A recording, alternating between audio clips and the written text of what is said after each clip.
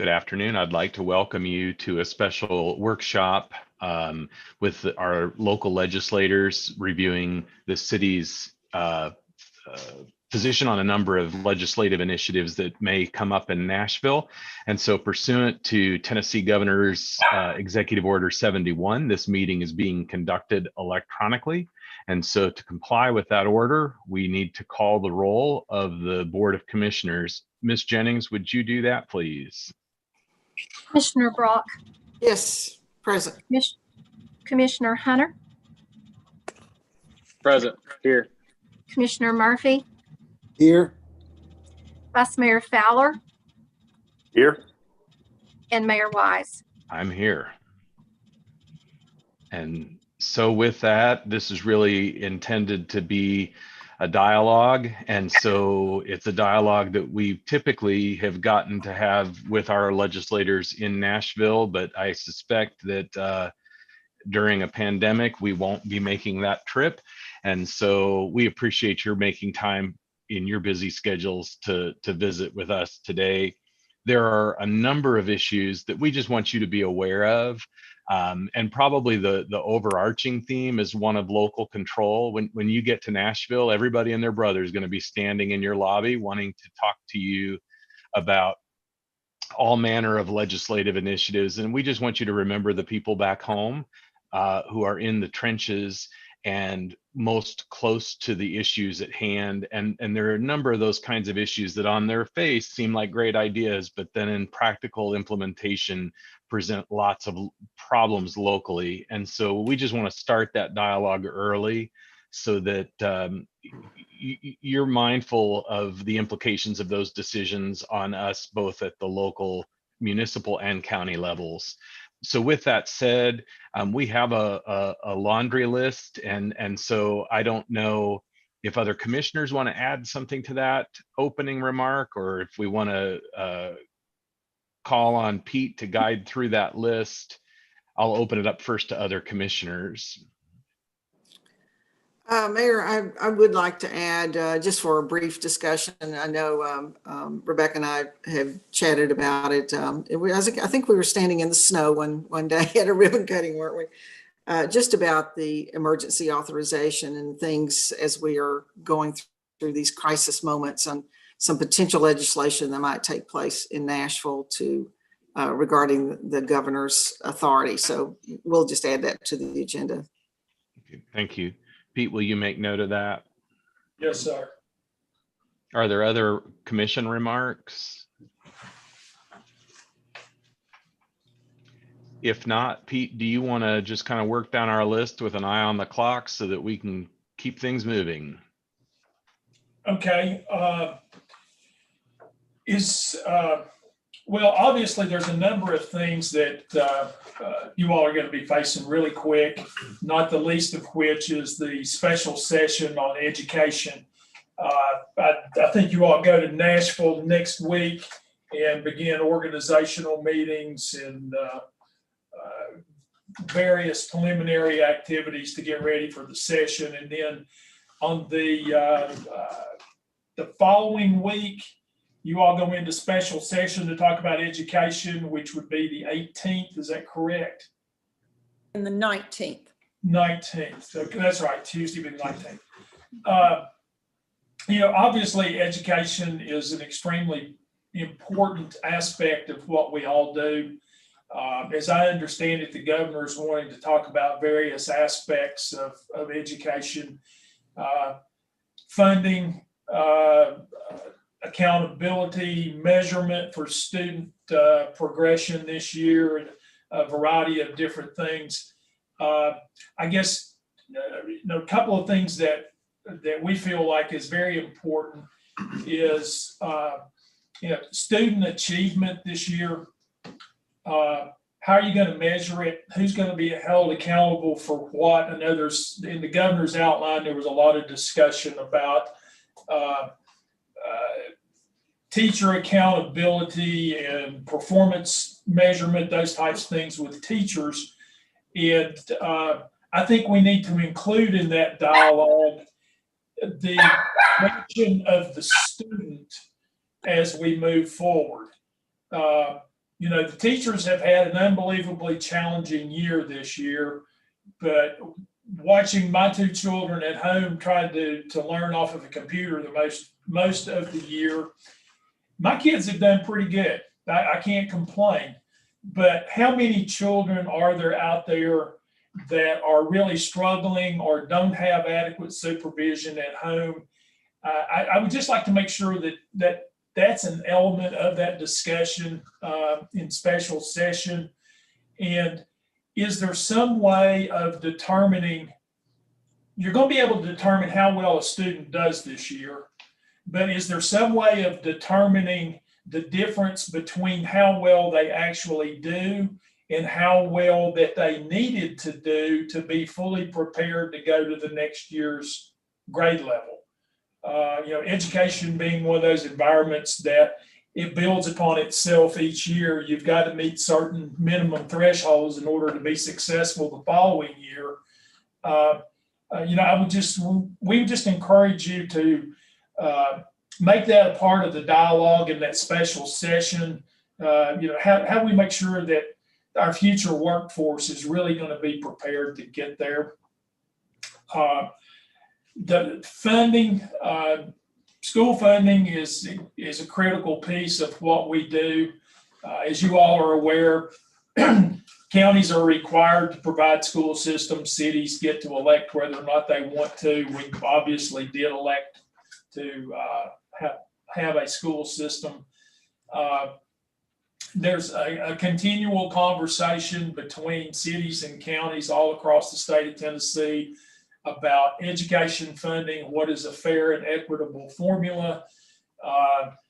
There's always discussion about the need to fully fund the BEP formula. And so we would just encourage you to be mindful that, we choose to run a school system and we put a second level of taxation on our constituents in order to help fund the school system. And, there's a real need for additional education funding at both the city and the county level.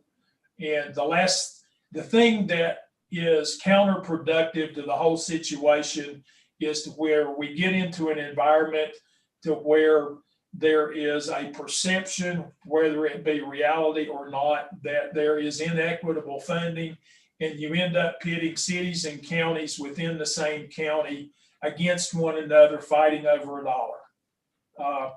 Every student in Washington County, Sullivan County, Greene County, Carter County, they're all potential citizens of Washington County. They're all future employees and part of the economic engine of Northeast Tennessee. And we need to make sure they all get a great education and that they all get a great opportunity, regardless of where they reside.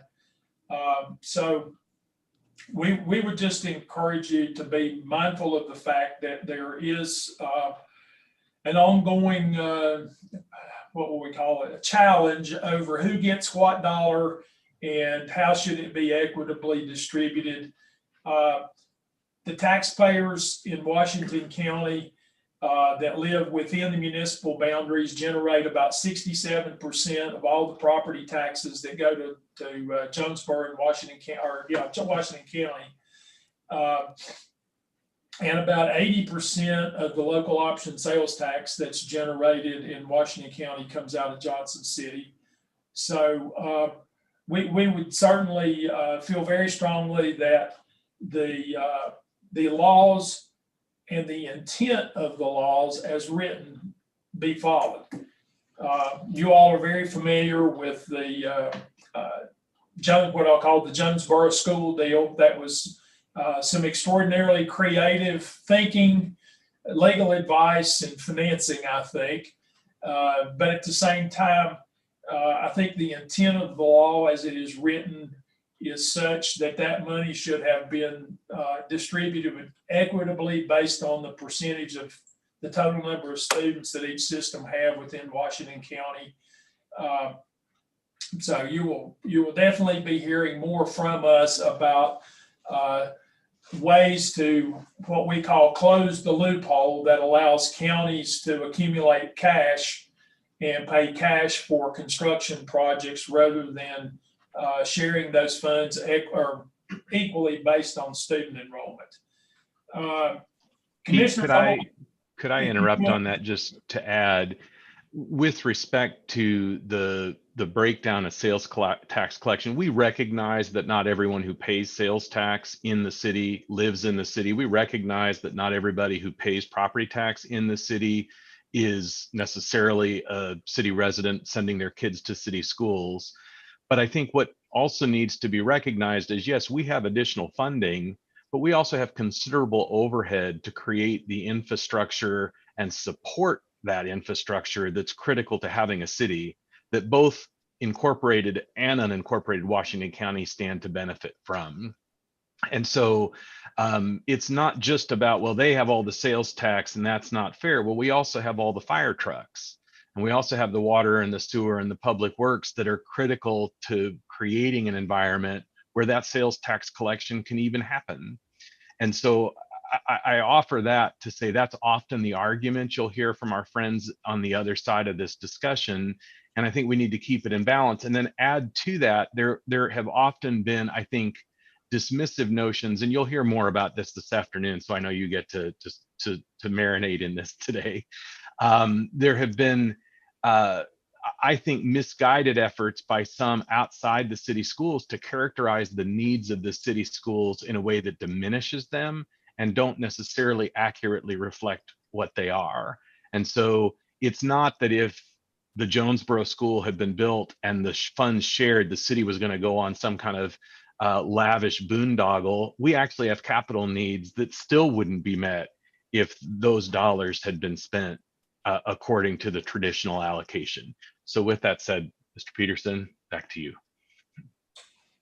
Anything else from any of the other commissioners while we're talking about education funding?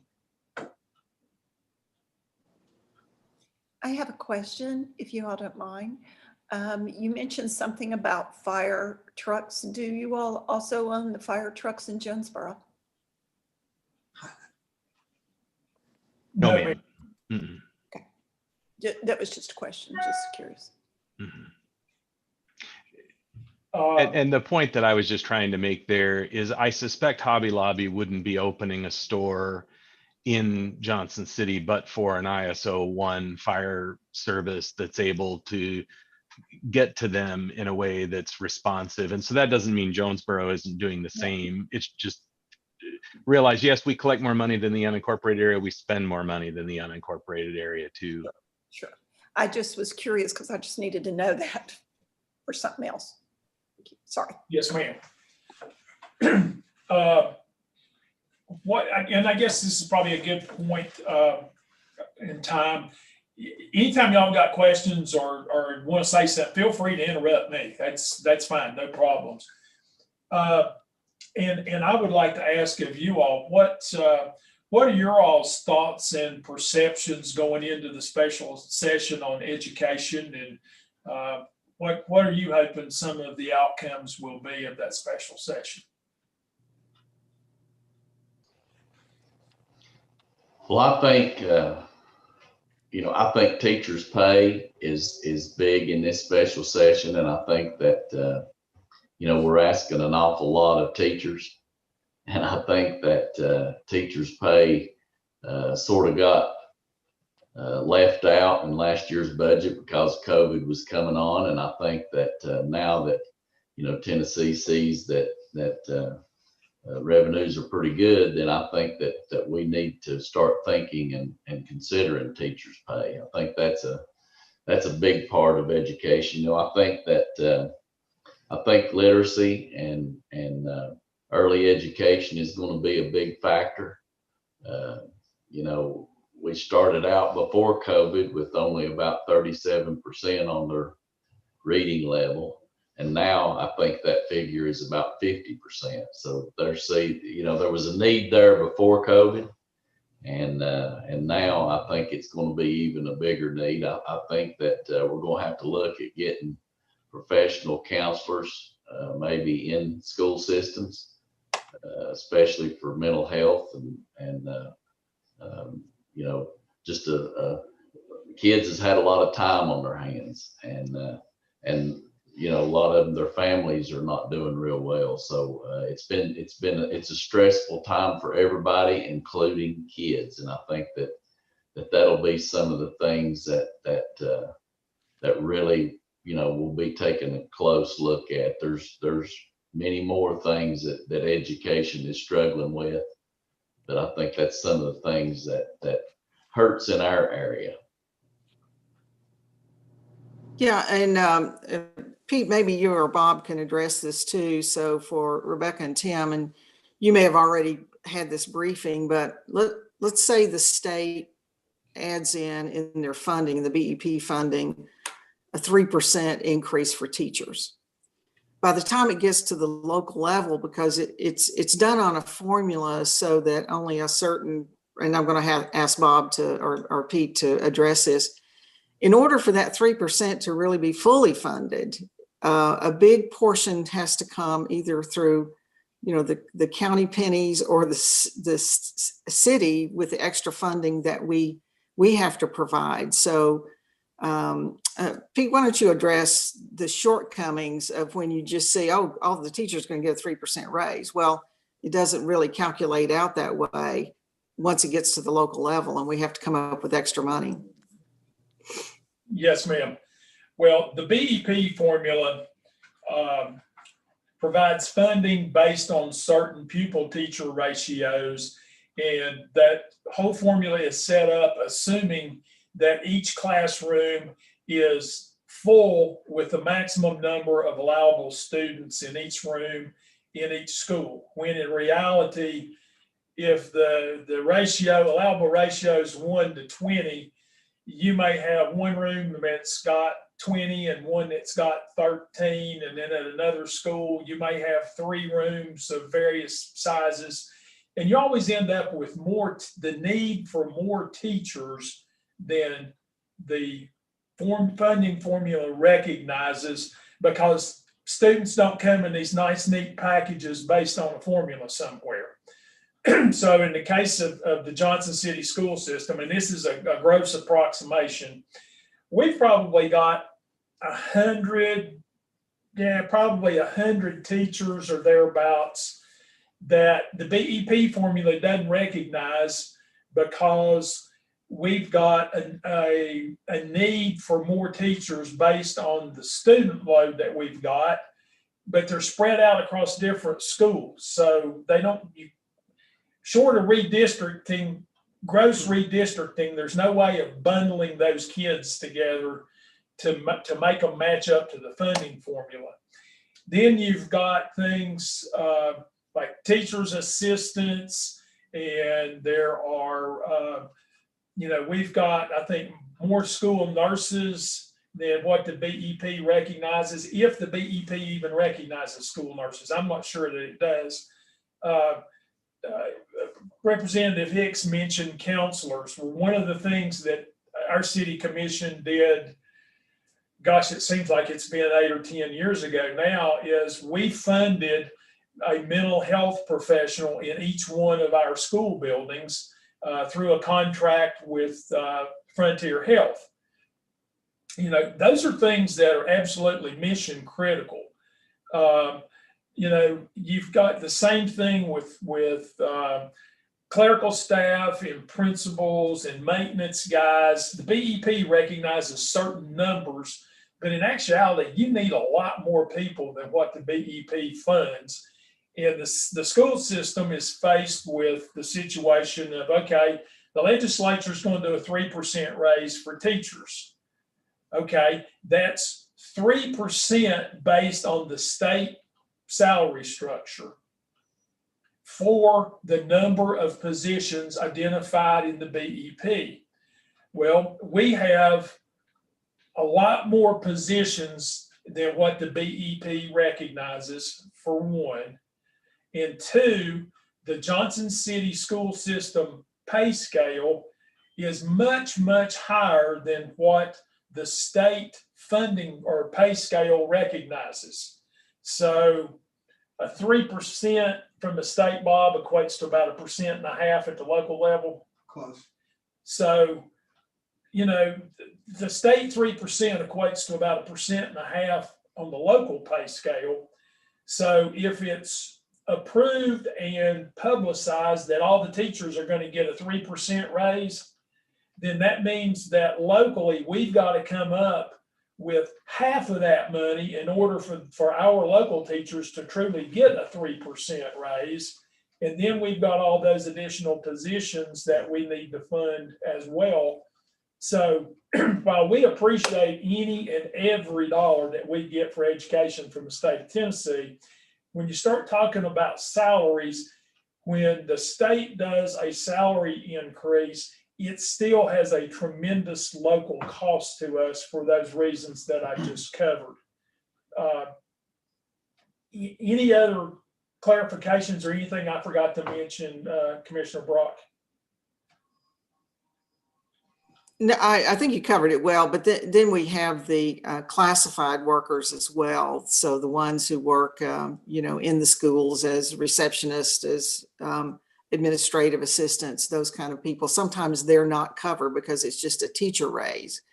And so our local school system, it makes it very difficult for them to say, okay, we're just going to give the teachers a raise, but we're not going to give the administrative assistant a raise. And so they come to the local funding body to say, we need to be comprehensive in this raise, that everyone is covered, cafeteria workers, anybody who works there who is support staff. And I think they're called classified workers. And so that's another big gap if the 3% or whatever it is from the state doesn't cover them, that falls on us.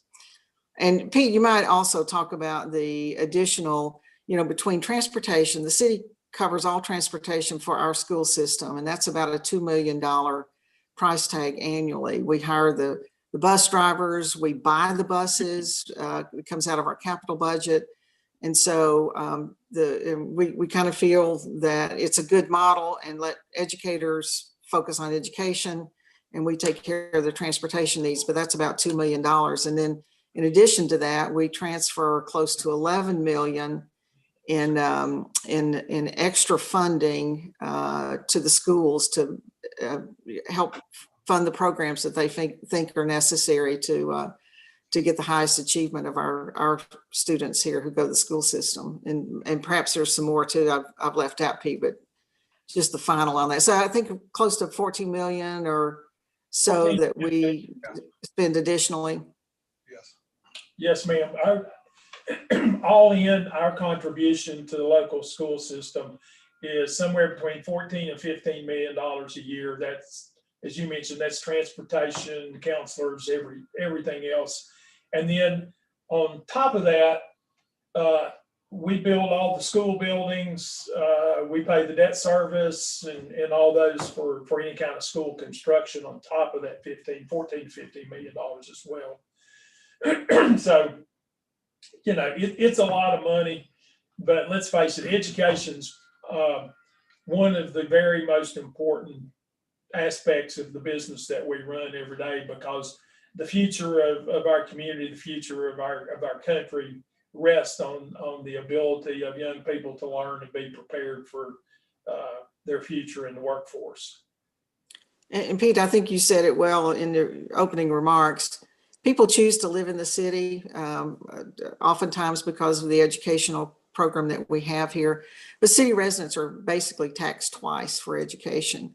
And they recognize that, they know that, and they're willing to pay that additional, those additional taxes to get the level of service that they get. I would just also point out, if I may, when you get into raises and the BEP and all that, it's terribly complicated. But also keep in mind that Johnson City teachers, there's a longevity program that they have. So each year, even without a raise, approximately 65% of their teaching staff is going to get a salary increase anyway. So that would be on top of any state raises or city raises. It's just built into their system.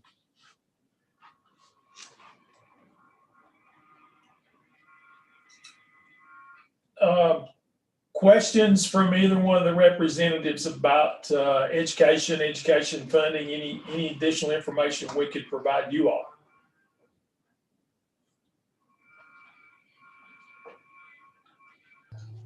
No, I don't think so. You know, we met with the Johnson City School Board and had a great meeting with them, and they really covered a lot of their needs in education, and you know, seemed like we was all on board with that. I mean, it's education is something in Tennessee that is definitely in a couple of weeks is going to get a lot of attention, and I think it's time for that. And I think Rebecca and I and Rusty and all the representatives from this area, you know, we want to help Washington County and Johnson City and Northeast Tennessee through all that, and we want to make sure that that we're taken care of up here. So that's what we're going to work on starting here in a couple of weeks. Okay. And for me, no questions at this time, but I'm sure that I will have them down the road as we approach things. One of the other things that I think we will be discussing in Nashville in the special session is that I think we will be talking about possibly doing some summer school programs to try to bring kids up to speed. So I think that'll be another topic that is going to be heavily debated down there. I think that's a great idea. Kids need help. I mean, as everybody here knows, remote learning is working, but it's still not the same as going to the classroom every day. And you know, you just see it in kids that there's a need for some supplemental opportunities to learn in order to have them really up to speed and running full speed next fall. So I think that's a great idea. And remote learning is working inconsistently. For some it works, and for others it doesn't work as well. You know, my kids have the benefit of 4 retired school teachers kicking around in their lives. I think they're probably doing better than the single parent who's trying to support a kid using a smartphone doing their schoolwork. Right. Different experience.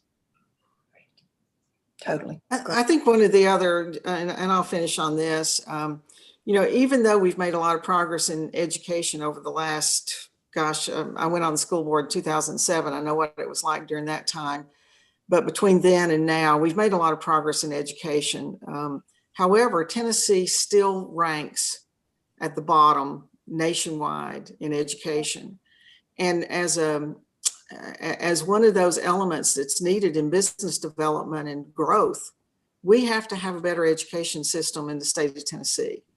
So I really like what I'm hearing, that y'all are going to be focusing on it from a statewide position. We can specifically talk about the school system here in Johnson City. We're very proud of it, and we've been willing to do the extra funding to get teacher salaries up to a level that are more competitive. I think the Johnson City school system is somewhere in the top 10 in terms of teacher pay in the state, but we recognize in the county that's not the case. Well, we need the county and the city school systems both to be functioning at the highest level possible, because it is creating the workforce that we need here to keep here, that can fill these jobs. And in the city, you know, we're looking at those higher level, how do we get more, you know, the aerospace park type jobs and have the people trained to be able to do that and to stay here. So there's a lot riding on it, just from the development of our state and the reputation that we gain from a great education system. You know, when you say great education, you think of Massachusetts and you think of the Northeast states who have spent and put a lot of money into their educational systems, and they're high performing. They're at the top of the list on everything you go look at. How do we get there? That's the big thing as y'all look at it in Nashville. How do you get the whole state to a point of where Tennessee has that reputation? We need to go from the bottom 10, you know, at least to the midpoint here pretty soon. I agree. I guess one of the other things that Commissioner Brock brought up, we could touch on, is there's discussion within the legislature to look at the governor's authority in declaring emergencies and what kind of controls and actions that can be taken from the governor's office without the approval of the state legislature. Having worked through tornadoes, floods, now a pandemic, when something like that happens, no matter how much planning you've put into place and how much preparation and tabletop exercises you've done, when something like that happens, I mean, somebody needs to be in charge and somebody needs to call the ball. Somebody needs to land the airplane, whatever phrase you want to use. And, I think it's important that everybody recognize that the people of the great state of Tennessee elect the governor just like they elect the legislators in the legislature. And there's a high degree of respect and trust placed in the person elected to the office of governor in the state of Tennessee. And I think that as that discussion about that scope of powers goes on, I would encourage you to be mindful of the fact that a lot of those decisions need to be done immediately. A lot of those decisions need to be based on scientific fact and with input from professionals that deal with those types of situations on a daily, weekly basis, and that a decision by committee can be painfully slow. And in times of an emergency, a painfully slow decision can be the one deciding factor between success and failure. I think the system we've got in place now works. I understand, other people have different points of view, but I would just strongly encourage you, if this thing moves and this discussion looks like it's going to change the way it is, please don't let it get into a situation to where it's going to be decision by committee. I mean, think about it, the pandemic, a tornado, whatever it may hit while the legislature is out of session. Well, if you get something in place that's going to require a legislative act by the entire body, you're going to have to call a special session, which requires some notification requirements to be met. You're going to have to get everybody together. You're going to have to hear what's going on. You're going to have to make a decision. I mean, you're probably looking at 4 or 5 days at best before you could get the group together, whether it was a subset of the legislature or the entire legislature. So I think that the system that's in place has been very effective. I'm unaware of any abuse throughout the hundreds of years that system's been in place. And, there's an old saying that we've all heard, if it ain't broke, don't fix it. That might be a good adage to keep in mind as you all begin those discussions about the governor's executive powers. And anybody else got any input on that one? I would just add, if I were a legislator, I wouldn't want to volunteer to be responsible for making that kind of call in that kind of moment. Seems like a great position to be in, to like Monday morning quarterback the governor after the fact, but that's just my 2 cents. Okay.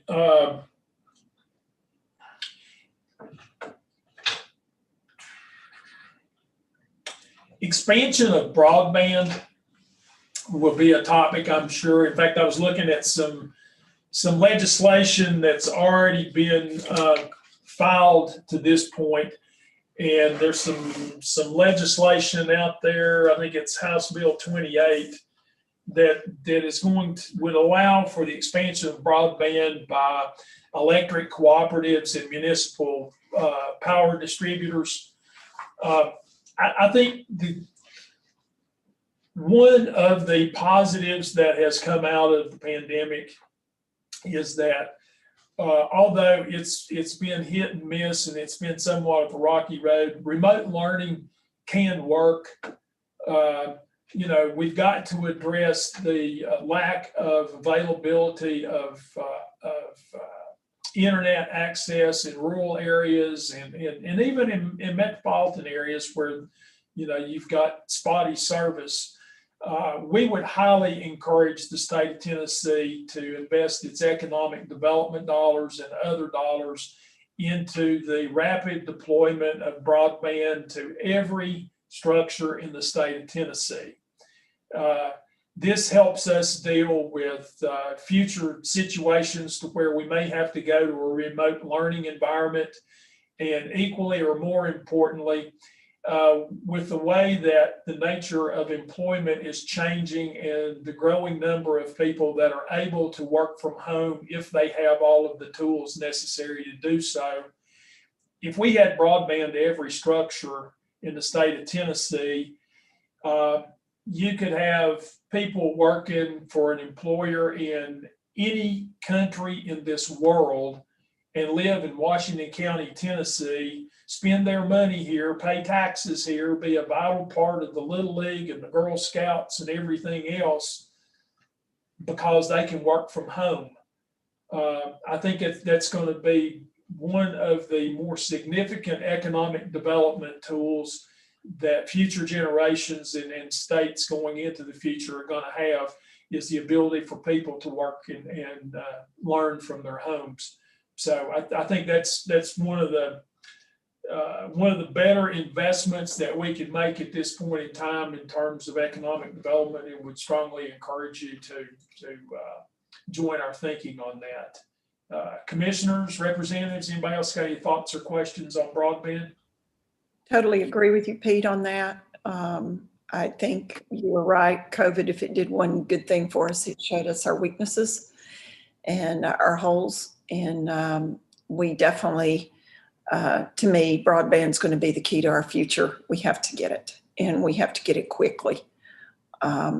So that's just something that's a real,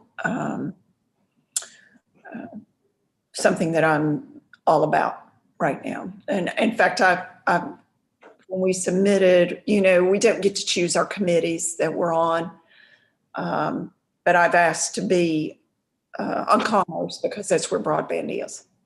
And so I just think that we have the capability in this area with Bright Ridge to do some great things. They proved their capability of doing something in a short notice based on the grant they got that had to be fulfilled within a few weeks' time. And they were able to lay the fiber optics that they needed to quickly. And I just hope that we can get some of the restrictions that the monopolies have on our areas, especially in our area, to stop, they put holds on grants coming to other locations. And the one reason that Bright Ridge was able to get this last broadband thing was because they were able to complete the task. And there was a time frame on it. And so I think putting time limits on projects like that when you're offering grants from the state is very, very smart way to do it, because then it allows companies that can actually do the work and get it done to do it.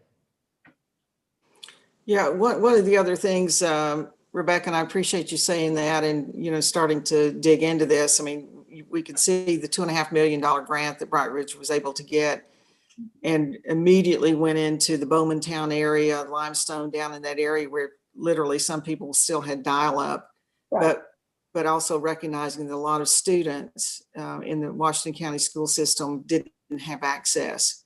So that grant took the direct fiber into those areas, plus set up some Wi-Fi free zones where people could go. I mean, if they had to go to the parking lot of this particular school, they could sit there and download their lessons and upload if need be before it came out into their area. So it really, the scope of that $2.5 million was tremendous in what we were able to do with it.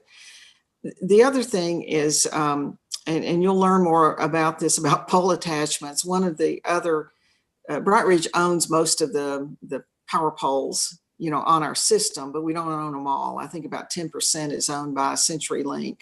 Mhm. And so as we are trying to, you know, run the fiber, they may not want to, they make it very difficult for us to attach to that pole, you know, to go out there. So that's another area. And then the third thing is the, you know, the grants that are coming through ECD through the state. You know, that they came out with this big broadband grant program that we could apply for, but they changed the definition of broadband, which made us ineligible because most people were getting at least speeds of 25.3 in our area. And so it said, you can't be eligible for this unless the speeds are less than that. Well, we all know 25.3 is hardly anything. So it took us off the list through ECD, but they only had $10 million to distribute statewide. So that was just a drop in the bucket. So I think whatever ECD does, they need to expand the definition of broadband so that it's accessible to more people. Anyway, I'll say that and stop. But thank you. We appreciate you taking an interest in it. Okay, another issue that will be coming up is a request of the legislature to make a change that would allow electronic meetings like this one to continue. You know, as the open meetings laws currently on the books prior to the governor's executive orders do not allow remote participation in a public meeting by a single member or the entire group. I think perhaps another positive of the pandemic is we have proven that you can hold public meetings via an electronic means and do it in a very transparent and open means.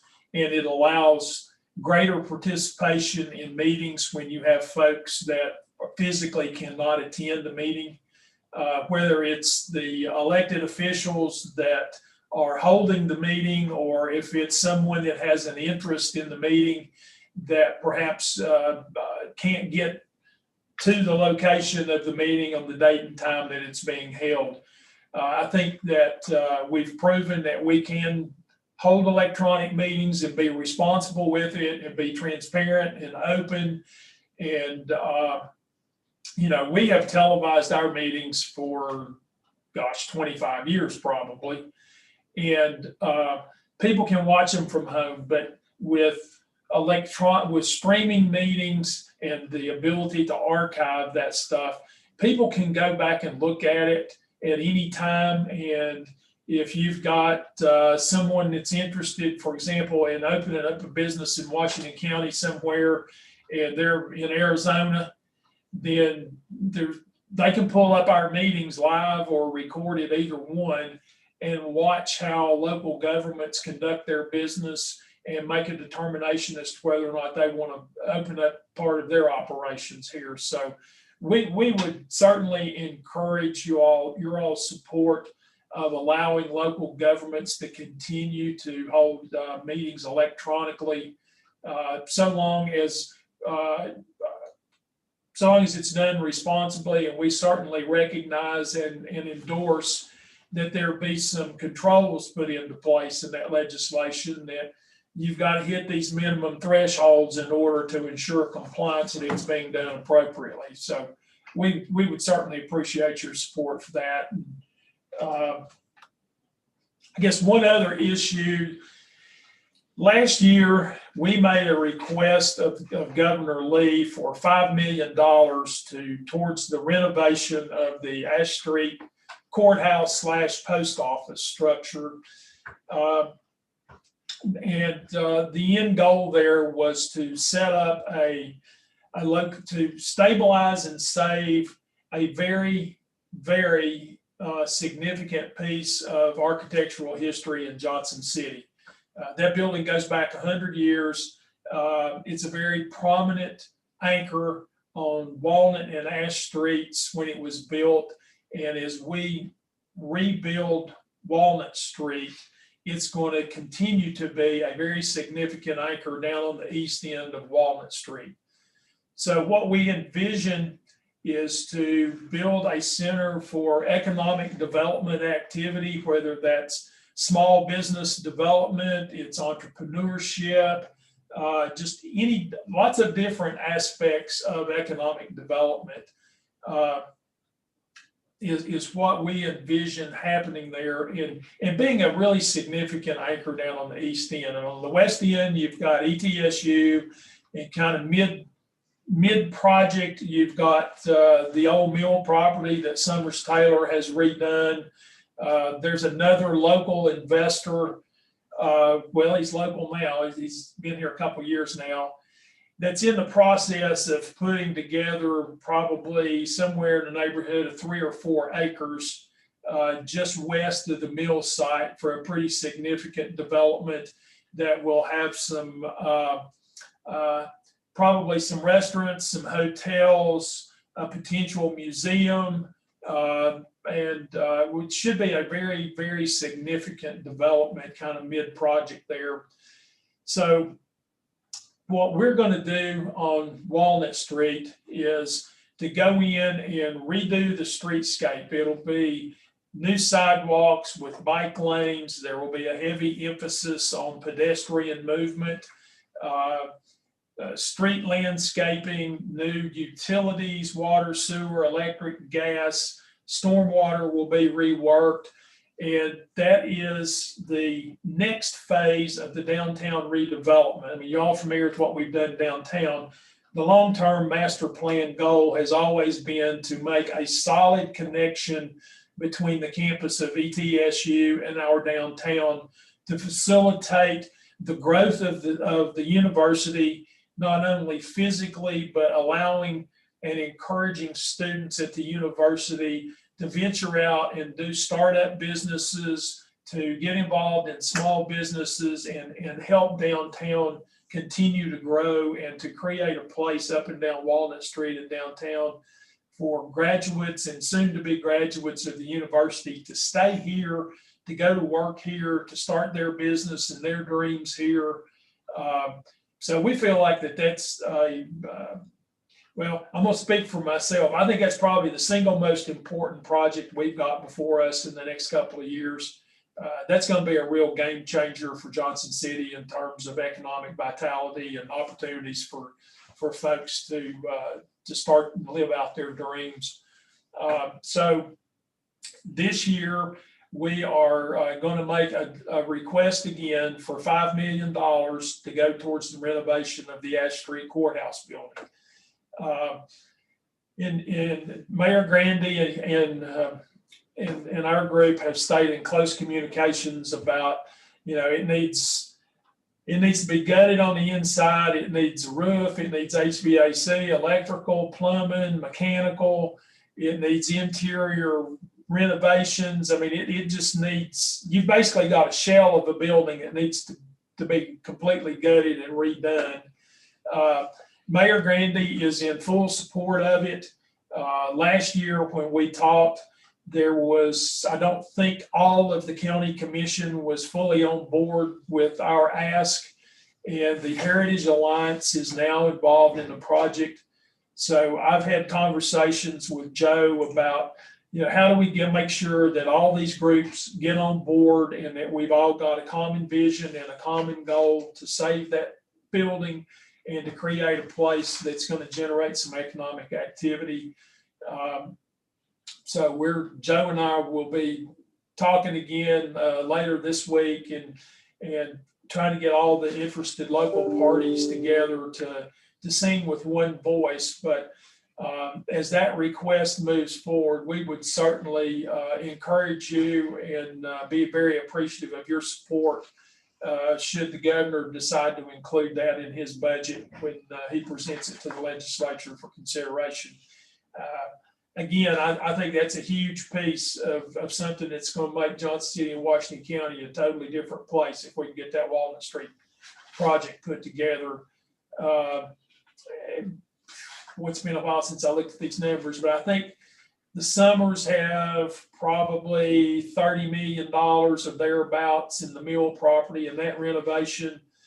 The work that we're looking at doing right now looks like it's probably going to be on the high side of $20 million worth of investment to redo the streetscape and everything I described. We've got the west anchor, we've got the middle anchor. We really need this east end anchor to solidify this thing and make it go. So we'd really appreciate your support on this one. And commissioners, anything you'd like to add, anything I've forgotten, or questions that we may be able to answer for you? Pete, I think the important thing is to also, when we did this kind of work at Founders Park and, you know, all the downtown improvements, we saw an increase of property values of about 58% of what we call our TIF zone down there. We would expect to see that kind of activity again. And that's it to the benefit of the city and the county, because these properties pay county property taxes. So it's good for all of us to do this. And it's just going to be one of those destination areas that, and if you haven't seen the, Joe Wise can probably, he headed up as chairperson of the West Walnut Street Corridor Study. And so the whole packet for that, if you haven't seen a copy of it, we need to get you one, because it's really exciting to see what this corridor can mean to the city, both economically and then just from a quality of life standpoint. It's just going to be beautiful. So. That's what I was going to add, is that it's worth looking at the report. It's not a terribly cumbersome read, but there's a map of the footprint. And I think where you see the Ash Street Courthouse in that footprint, it's color coded according to use. And so they've got, potential commercial uses and green space and public buildings. And when you look at that footprint merely from the standpoint of the color coding, I think the Ash Street Courthouse really stands out. To Pete's earlier point about an anchor, that becomes very vivid when you're looking at it from basically the Shamrock to ETSU, and you see how important that piece is in the middle of that sequence of blocks.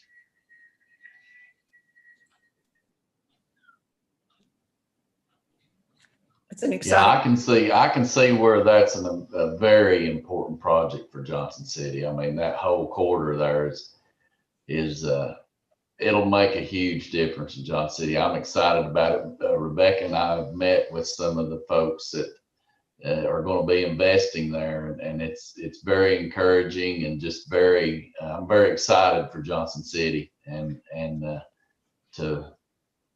look forward to what happens there. And we will, I guarantee you, we'll work hard at doing everything we can especially for the Ash Street Courthouse, because that needs to happen pretty quick. And once, it's one of those things, once something starts going like that, it'll just balloon into more projects there. And that's exactly what we need to get started, because that part of Johnson City, its best days are ahead of it. I'll tell you that. And I'm excited about that. Absolutely. Also, I'm assuming that 5 million that you asked for last year got cut when the COVID hit. Okay, that's what I just want to make sure. Yes, ma'am. Okay. Definitely support it if it gets back onto the. I'm assuming you're going to request it again. Yes, ma'am. Okay, great. Thank you. Before we get out of here, I'd like to give the two of you some time to tell us about what your interests are, what committees you hope to get to serve on, some of the objectives that you've got in mind to try to get accomplished in the next 2 years, and what we can do to support and help you guys be successful in Nashville representing us. So, Rebecca, if you would, please, ma'am. Thank you, Pete, and thanks to all of you for your support and encouragement as we step forward into a new venture. And I mean, my main goal is just to go and help you all any way we can. And we just want our city to thrive and to have what it needs to thrive, to be recognized as a very important part of the state and not just a stepchild, to have everything you need education-wise and commercially, economically, any way we can help you, we want to.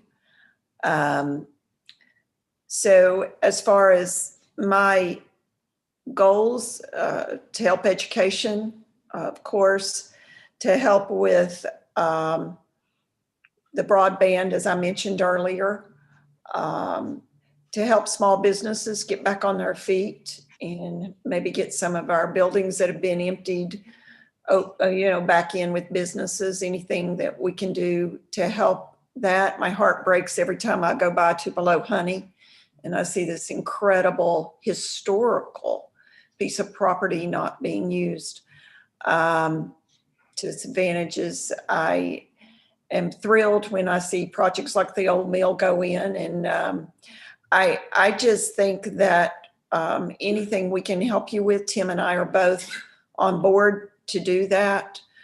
We just want you all to be able to communicate with us and tell us what you need. Our phones will always be open to any of you. You all are all in my directory. I see your name come up on my phone and make sure you know I'll answer it if I could possibly do it. Tim, same way. But basically just to help us all around is my goal. And I don't know if I've answered that efficiently or not. Thank you, ma'am. One of the big committees that I want to be on is the health committee, especially for mental health and substance abuse. I think it's a problem that is pretty prevalent here in East Tennessee, especially in Washington County, Johnson City. And I've always been a struggler my whole life, so I sort of ran and am excited to help people that's struggling. So that will be, one of my one thing that I'm very interested in, especially, I think helping those that's struggling right now with addiction and mental health and homeless and all the whole gamut of that really will help our job situation. We need folks for jobs. I think it's helping what little bit, we're trying to do in our industry, the building industry. It's helping. We're putting people to work and they're doing well. So I think that's encouraging. I think it helps our atmosphere. I think that Northeast Tennessee has sort of been branded as the one of the worst places for addiction in Tennessee and sometimes in the whole United States. And man, I want to try to get us out of that brand. That's for certain. So, another thing is I've asked for transportation. I feel like I'm following somewhat in my dad's footsteps. He sure did do a lot for us here with roads and transportation, and he was able to look ahead. He was able to sometimes look 20, 30 years down the road on what we needed. And I find myself as I'm getting older a lot like that. I care about those kind of things. So that's something that I'm very interested in. And I've asked for like a local government. I'm interested in local government. I want to help, local governments here. So I'm very interested in that. And education, of course, and I lean a little bit more towards the folks that's struggling in education. I was one of those kids, and luckily, I had a father that was a builder, and I learned a trade. By the time I was 21 years old, I built my own house with my own hands. And, I think we need more of that. A trade helped save my life to a certain extent. So I think that's very, very important moving forward is working. College is not for every kid. As we go through these numbers of kids that can't read, there is a percentage of them that is not going to go on a computer and learn. We need an avenue for them. And I'm very interested in that. So, just to make Washington County and Johnson City a better, simpler, easier place to live, do business, learn something, and worship. I think that's my biggest goal. I'm from here. Rebecca and I both are, born and raised right here. We both live within just a very few miles or not even a mile from where we was born, and raised at. So that's important. And it's in our hearts. And I think that will really help moving forward. I'm just ready to get started, anxious to get started. So I'm looking forward to it. And I guess we want you to succeed. I think one of the things that we find, at least in my experience, 4 years on the commission, is we go to Nashville with a laundry list of things we want from you. And I can't promise that we won't continue to, in fact, I will promise we will continue to do that. But we want you to be successful. We're proud to have you as our representatives, and we want you to be successful in Nashville so that Washington County is successful. The thing that I would add to that is I think if you look over our history as a city and as a county, we have done our best when we've collaborated.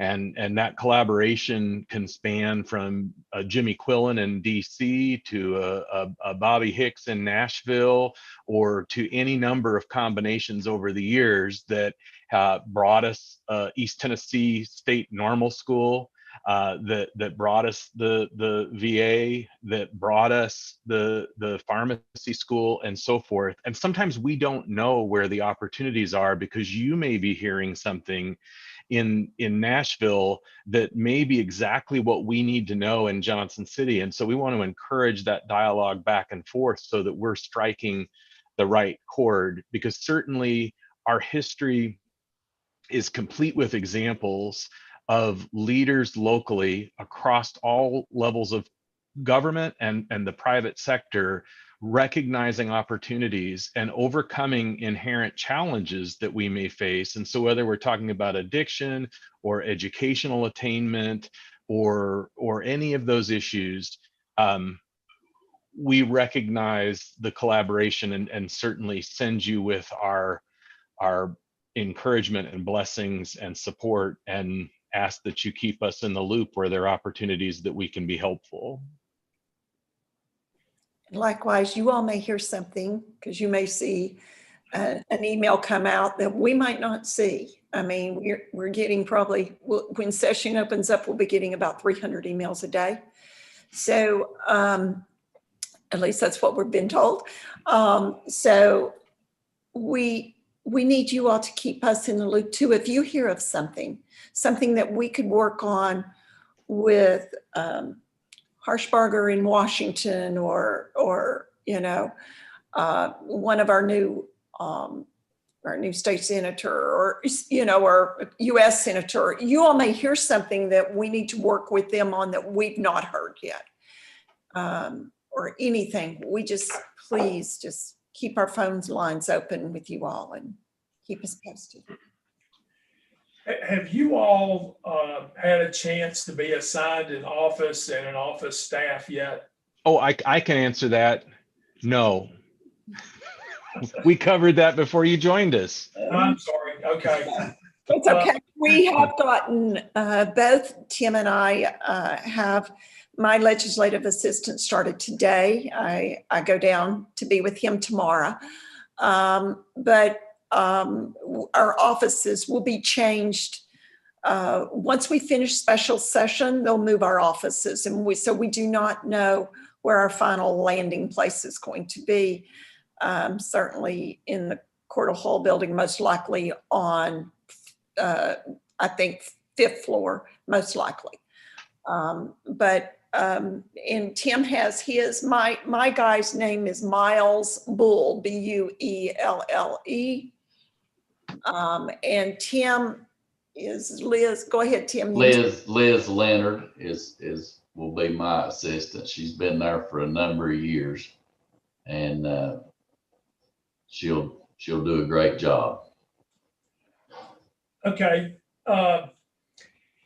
What we haven't done it in a while, but what we have found works very good, I think, for everybody.